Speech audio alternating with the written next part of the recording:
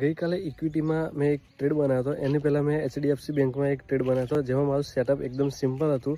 તો એમાં મને રિવોર્ડ પણ મને સારું મળ્યું છે અને મને પ્રોફિટ બી એવું કંઈક સારું મળ્યું છે, જે 1000ની આજુબાજુ છે. તો હું તમને એ ટ્રેડ બતાવી દઉં છું. આ મારો હીરો મોટર્સનો એક સિમ્પલ સેટઅપવાળો ટ્રેડ હતો, જેમાં આ જે બ્લુ લાઇન નીચે દેખાય છે એ ડિમાન્ડ ઝોન છે.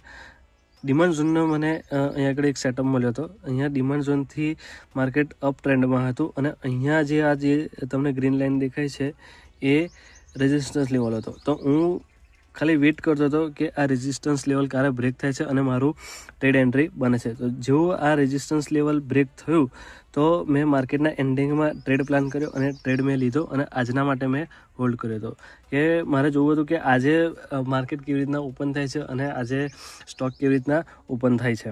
તો અહીંયા આગળ ઉપરથી એક સપ્લાય ઝોન આવતી હતી. તો સપ્લાય ઝોનને અહીંયા ટચમાં મેં મારો ટ્રેડ મેં એક્ઝિટ કર્યો છે, કેમ કે અહીંયા સપ્લાય ઝોન નીચે આવતી અને માર્કેટ આજે ડાઉનફોલમાં છે અને નીચે આવે છે. તો અહીંયા આગળ મારું સિમ્પલ ટ્રેડ હતો અને આ મારું પ્રોફિટ છે. તમને બતાવી દઉં. આ મારું ટાર્ગેટ છે.